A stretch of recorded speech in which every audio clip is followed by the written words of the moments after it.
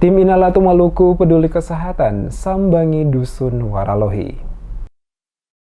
Gubernur Maluku Murad Ismail bersama Widya Pratiwi Murad selaku Ketua Tim Inalatu Maluku Peduli Kesehatan menyambangi Dusun Waralohi, Negeri Kamarian, Kecamatan Kairatu, Kabupaten Seram bagian Barat pada hari Jumat 5 Mei 2023. Kehadiran rombongan Gubernur Maluku Murad Ismail bersama dengan Widya Pratiwi Murad selaku Ketua Tim Inalatu Maluku Peduli Kesehatan dalam rangka melaksanakan kegiatan pelayanan kesehatan gratis yang dirangkai dengan pelaksanaan sunatan massal bagi anak-anak bertempat di Kompleks Masjid Nurul Hijrah Dusun Waralohi. Ketua Tim Inalatu Maluku Peduli Kesehatan Widya Pratiwi Murad menegaskan sesuai dengan moto menjangkau yang tidak terjangkau saat pembentukan Tim Inalatu Peduli Kesehatan, maka tujuan utama adalah memastikan masyarakat, terutama tingkat desa pada 11 kabupaten kota, mendapatkan pelayanan kesehatan secara baik. Kegiatan ini, kata Widya, telah dilaksanakan sebelumnya pada beberapa desa, yakni Kota Ambon di Desa Mahia, Desa Air Pesi, Lembah Argo, dan 4 desa di Kabupaten SBT pada lokasi Desa Gah, Geser, Kataloka, Kawaos,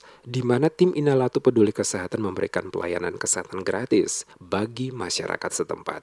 Khusus pada lokasi Desa Kamarian ini, tim kesehatan yang ikut serta termasuk tim lengkap karena terdiri dari dokter umum, spesialis mata, spesialis kebidanan dan ginekologi atau obgyn, spesialis saraf, spesialis anak, spesialis penyakit dalam, spesialis bedah mulut, serta didukung oleh perawat jiwa, nutrisionis, dan psikologi anak. Pelayanan di 11 kabupaten kota yang ada di Maluku. Sebelumnya pelayanan kesehatan oleh Tim Inalatu Peduli Kesehatan telah dilakukan di beberapa desa, yakni Desa Mahia, Desa Air Pesi, Lembah Agro, dan 4 desa di SBT.